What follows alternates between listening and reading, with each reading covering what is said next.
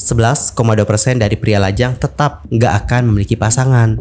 Mungkin pria yang nggak punya pasangan bisa menikah satu sama lain. Zygomaticoma ciliary atau tulang pipi. Bahkan yang lebih parah, dia juga katanya kehilangan 12 kontrak loh guys. Gak cuma itu saja, dia juga dinyinyirin oleh netizen. Hello everyone, I'm Mr. Kim and welcome back to my YouTube channel.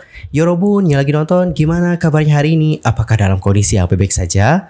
Well, aku harapkan seperti itu ya guys. Namun, kalau seandainya lagi dalam kondisi yang gak baik-baik aja nih, entah itu dikarenakan lagi sakit, lagi galau, atau lagi baca masalahnya, jangan menyerah ya guys, ayolah semangat, fighting. Nah Yorobun, dalam video kali ini Mimin akan menjadikan informasi seputar hal-hal yang berhubungan dengan Korea ya. Entah itu tentang topik yang lagi heboh di sana, dan juga informasi soal idolnya. Oh ya, kemarin ada yang nanya, Kak Yusril haircare-nya apa? Ini ya guys, salah satunya. Ini conditioner by the way. Udah murah, isi banyak, hasilnya juga bagus, bikin rambut halus. Terus rambut kita kelihatan kayak cerah aja gitu guys. Maksudnya kayak gak kusam gitu loh. Check out buruan guys. Oke, ini foto jualannya dan kita masuk ke topik yang pertama. Di topik pertama, kita bakal bahas tentang bagaimana ketimpangan gender di Korea Selatan yang membuat lebih dari 1 dari 10 pria dewasa sulit menemukan pasangan untuk menikah. Jadi guys, data menunjukkan bahwa meskipun semua pria dan juga wanita lajang berusia 20-49 tahun dijodohkan nih, 11,2% dari pria lajang tetap nggak akan memiliki pasangan. For example, ini cuma contoh ya guys, ini coba contoh, dicatat cuma contoh. Misal nih, di kampung kalian tuh ada 40 cowok, ceweknya cuma ada 30 nih. Kalau dijodohin 1, berarti berapa yang gak dapet jodoh? 10. Kurang lebih seperti itulah bagaimana kondisi yang terjadi di Korea Selatan. Gitu guys. Next, lantas kenapa nih? Apa yang menyebabkan adanya ketimpangan gender di Korea Selatan? Berdasarkan informasi yang aku dapatkan, ketimpangan ini terjadi dikarenakan jumlah pria yang lebih banyak dibandingkan dengan wanita akibat preferensi budaya terhadap anak laki-laki sejak tahun 1970-an hingga pertengahan 2000-an. Nah, fenomena ini terlihat lebih jelas di daerah pedesaan guys dibandingkan di Seoul. Berbicara mengenai preferensi budaya, selama dinasti Joseon, Konfusianisme itu sangat mempengaruhi tradisi dan juga nilai-nilai di Korea Selatan. Konfusianisme menekankan penghormatan terhadap orang yang lebih tua dan menjunjung tinggi gagasan tradisional tentang ayah sebagai kepala rumah tangga dan memikul tanggung jawab untuk mengurus keluarga. Dengan demikian, ini memulai tradisi garis keturunan keluarga patriarki. Di Korea ada pepatah populer nih guys, yaitu Samjeongjido, yang jika diterjemahkan menjadi gagasan bahwa wanita mengikuti 3 orang nih dalam hidup mereka. Yang pertama adalah ayahnya, berikutnya adalah suaminya, dan juga putranya. Akibatnya adalah wanita sering ditekan oleh anggota keluarga dan juga mertua mereka untuk melahirkan anak laki-laki yang akan mengurus keluarga di masa depan dan melanjutkan garis keturunan keluarga, dikarenakan anak perempuan biasanya berakhir dengan menikah dengan keluarga yang berbeda dengan lebih sedikit kesempatan untuk mengurus orang tuanya sendiri. Dengan demikian, marginalisasi perempuan ke dalam peran-peran subordinat ini dengan meningkatnya tekanan untuk bereproduksi dan melahirkan anak laki-laki melanggengkan diskriminasi gender dan preferensi anak laki-laki yang mana pada akhirnya menyebabkan peningkatan aborsi selektif pada perempuan di Korea Selatan selama pertengahan tahun 1980-an. Wait, aborsi selektif itu apa sih? Aborsi selektif adalah tindakan menggugurkan kandungan dikarenakan jenis kelamin yang diprediksi, di mana aborsi selektif terhadap perempuan merupakan hal yang umum dikarenakan anak laki-laki lebih disukai. Oleh karena itu nih guys, untuk mengurangi tindakan seperti itu, Korea Selatan pun memberlakukan undang-undang pada tahun 1988 yang melarang dokter untuk mengungkapkan jenis kelamin janin kepada calon orang tua. Alright, jadi kurang lebih seperti itu bagaimana penjelasan soal aborsi selektif dan juga preferensi budaya. Jadi gimana, sampai sana udah paham? Kalau udah paham, next lanjut. By the way, yang lagi nyari obat kutu, coba deh kalian pakai ini ya guys. Ini tuh bagus banget. Aku hampir lo potong rambut karena banyak banget kutu. Tapi untung aja ada ini, penyelamat banget. Udah kayak iklan banget anjay. Tapi sumpah ini bagus. Oke, lanjut ya guys. Di sisi lain, menurut edisi Juni Issue and Focus yang diterbitkan oleh Korea Institute for Health and Social Affairs pada tanggal 17, jumlah lajang tanpa pasangan di Korea itu mencapai 1.226.823 pada tahun 2020.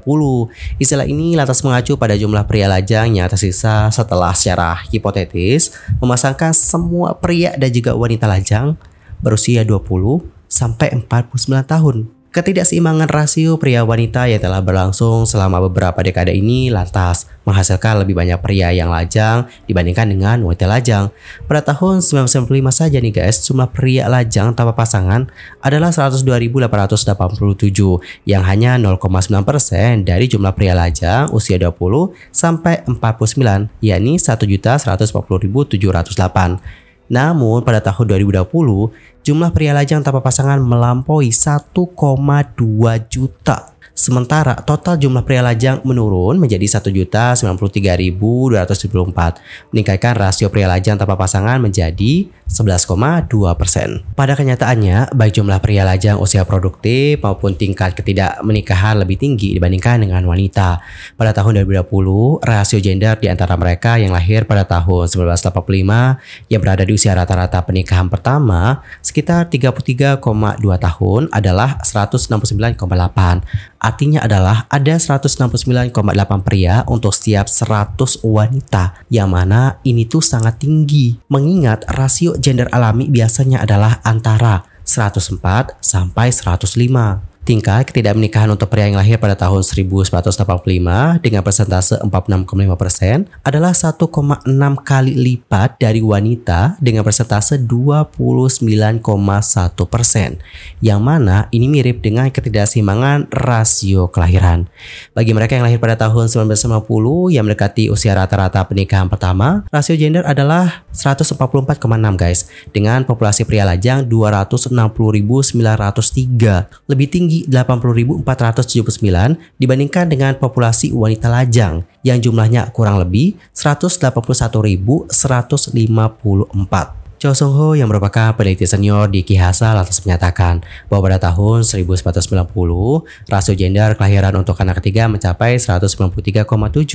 Nah, ini adalah hasil dari preferensi gender selektif terhadap anak laki-laki. Bahkan ya guys, jika rasio gender seimbang, sulit nih untuk mencapai pencocokan yang sempurna dikarenakan preferensi individu seperti usia, kepribadian, dan juga penampilan. Namun, ketidakseimbangan gender yang signifikan membuat populasi pria yang berlebih di masa pernikahan tak terhindarkan untuk sementara waktu. Dan guys, melihat bagaimana fenomena ini, banyak netizen Korea yang lantas membicarakannya di sosial media. Maksudku adalah di komunitas online mereka. Salah satunya adalah di komunitas online Deku. Beberapa komentar-komentar atas seperti ini guys, coba kita baca. Jumlah wanita sangat sedikit, sehingga meskipun semua wanita dari segala usia menikah lagi, masih ada beberapa pria yang tetap nggak bisa menikah. Mau bagaimana lagi, ini akibat dari bias yang memihak pria. Lucu melihat mereka mengeluh tentang wanita yang tidak mau menikah atau punya anak, setelah dulu mereka membeward bayi wanita mereka. Orang tua generasi sebelumnya begitu yakin anak laki-laki mereka akan menikah dan membawa menantu yang akan punya anak dan mengurus rumah. Jadi mereka mengaborsi bayinya jika tahu itu adalah perempuan. Apakah memungkinkan untuk memasangkan 1:1? Mungkin pria yang gak punya pasangan bisa menikah satu sama lain. Mereka pasti cocok. Mari kita promosikan pernikahan sama jenis di antara pria. Inilah yang disebut karma. Siapa suruh aborsi bayi wanita? Kita bisa saja tinggalkan monogami dan punya satu namise. Atau dalam kata lain, wanita yang tergila-gila pada pria untuk mengurus 10 pria. Mereka bilang mereka hanya akan menikahi wanita asing. Apalagi yang bisa kita lakuin? Pria bisa saja punya anak dengan sesama pria. Itu gimana caranya? Oke teman-teman, jadi kurang lebih seperti itulah ya beberapa komentar-komentar dari netizen Korea. Dan kalau ke sendiri gimana nih melihat bagaimana fenomena yang satu ini? Antar komen ya di kolom komentar. Astagfirullahaladzim, aku lupa guys jualan. Untuk face care aku pakai nasi pik ya guys. Aku pakai ini udah lama banget, udah 3 tahunan lebih sih. Dan guys, sekarang kita akan lanjut ya ke informasi yang berikutnya. Di informasi berikutnya ini kita bakal bahas tentang kasusnya Bomin ex Golden Child. Berbicara mengenai Bomin, kalian tau gak sih guys, ini juga sempat kita bahas di tahun lalu. Bomin itu sempat loh dijulitin. Dia kayak dituding oplas guys. Terus ada lagi yang komen nih, padahal kemarin wajahnya udah bagus loh, kok diubah-ubah sih gitu. Nah ternyata ya setelah diusut-usut, Bomin melakukan operasi fraktur pada wajahnya. Hal ini juga sempat kok diumumkan oleh Wulim Entertainment. Agensi pada kali itu juga mengatakan bahwa dia sudah menjalani pemeriksaan lebih lanjut oleh dokter. Pada kala itu Wulim yang menjadi agensinya Bomin sekarang kan udah keluar ya, mengatakan seperti ini guys. Pada sore hari tanggal 28 September, Bomin dipukul di wajah dengan tongkat kayu golf yang digunakan orang lain selama sesi latihan untuk salah satu jadwal pribadi Bomin. Kami pun segera melanjutkan dengan perawatan darurat dan juga pemeriksaan terperinci. Menurut diagnosis staf medis, operasi direkomendasikan untuk patah tulang wajahnya. Dan saat ini kami sedang mengordinasikan tanggal untuk operasi. Dan setelah melakukan operasi, Bomin lantas diharuskan untuk melakukan rehabilitasi dan juga pemulihan.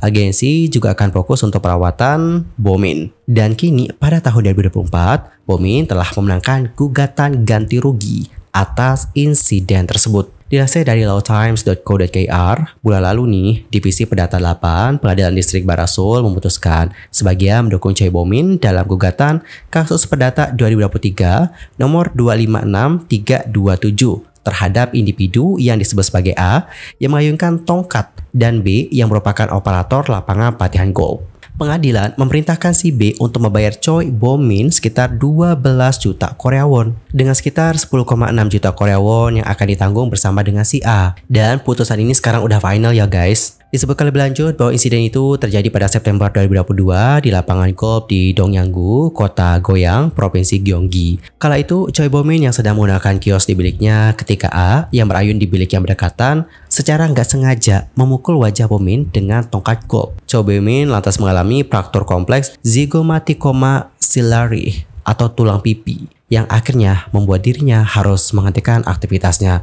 Hal itu dikarenakan dia harus menjalani operasi dan juga menjalani masa pemulihan guys. Adapun untuk kios-kios tersebut diberi jarak 2,5 meter. Hakim atas mencatat, operator lapangan golf harus menyediakan fasilitas aman yang mencegah resiko bagi pengguna. Hakim atas mengutip peraturan yang mengharuskan lapangan latihan golf memiliki jarak setidaknya 2,5 meter antar bilik, jarak yang cukup untuk mencegah tongkat golf mengenai dinding atau langit-langit, dan jaring pengaman atau layar untuk mencegah kecelakaan akibat bola yang menyasar. Meskipun lapangan itu memenuhi persyaratan jarak, gak ada partisi atau struktur pembatas di antara bilik-bilik. Kios tersebut juga diposisikan dekat nih guys dengan bilik yang berdekatan, yang berarti bahwa siapapun yang mengoperasikannya dapat dengan mudah melangkah ke radius ayunan pengguna yang ada di sebelahnya, yang tentunya dapat menimbulkan risiko cedera yang tinggi. Hakim lantas menemukan bahwa si B ini melanggar tugas kehati-hatian mereka dengan tidak menyediakan tindakan pencegahan keselamatan yang memadai yang menyebabkan kecelakaan. Dengan demikian, B dianggap bertanggung jawab nih guys karena dianggap gagal memenuhi tugas keselamatan kontraktual fasilitas tersebut. Hakim selanjutnya mencatat bahwa si A, seorang yang rutin di tempat latihan, sebelumnya telah memukul topi seseorang saat berayun, yang menunjukkan kesadaran bahwa jarak mungkin tidak cukup untuk mencegah kecelakaan. Dalam insiden ini, A berayun dari posisi agak belakang, sehingga cukup dapat diduga bahwa seseorang di bilik belakang dapat dipukul. Hakim lantas menyatakan bahwa A seharusnya berhati-hati atau lebih berhati-hati, lalu memeriksa sekelilingnya dan memastikan ayunan yang aman. Namun, Hakim juga memastikan nih guys bahwa Choi Bomin menanggung sebagian tanggung jawab karena Choi Bomin dianggap nggak mengambil tindakan pencegahan keselamatan sendiri. Oleh karena itulah, tanggung jawab A dibatasi hingga 30%. Dikarenakan Bomin dianggap dapat mengantisipasi resikonya, mengingat jarak bilik dan kedekatan kios, tetapi tidak tetap waspada. Dan pada akhirnya pengadilan memberikan ganti rugi nih guys sekitar 2 juta Korea won atau 1.435 US dollar untuk biaya pengobatan dan 10 juta Korea won untuk kompensasi atas tekanan emosional. Namun klaim Choi Bomin sebesar 35 juta Korea won atas pendapatan yang hilang dari 12 kontrak yang tidak terpenuhi selama masa pemulihannya ditolak karena tidak cukup bukti yang menghubungkan kerusakan kasus ini dengan kesadaran A dan juga B akan keadaan tersebut pada saat itu, yang berarti hal tersebut tidak dapat dianggap terkait langsung dengan kecelakaan tersebut. Oke teman-teman, jadi kurang lebih sepatutnya bagaimana insiden yang terjadi dengan Bomin ya guys. Jujur cukup sedih sih, dan bayanginnya juga benar-benar ngeri banget. Bahkan yang lebih parah, dia juga katanya kehilangan 12 kontrak loh guys. Sangat disayangkan banget. Gak cuma itu saja, dia juga dinyinyirin oleh netizen. Kita doakan yang terbaik untuk Bomin. Semoga yang hilang tadi dapat diganti dengan yang lebih oleh Tuhan. Dan semoga kedepannya makin bersinar. Fighting! Anyway teman-teman, informasi tadi menutup perjumpaan kita untuk hari ini. I'm Yusuf lagi pamit dan aku juga mohon maaf ya guys kalau ada kesalahan, baik itu dalam ucapan, sikap, tindakan, and everything. I'm so sorry banget. Dan mungkin ada kesalahan informasi, mohon koreksi ya guys. Dan jangan lupa juga untuk pakai sunscreen dimanapun kalian berada. ini juga jualan sih guys, tapi dengan cara yang lebih agak lembut gitu loh, agak soft sedikit. Sampai jumpa guys. Goodbye.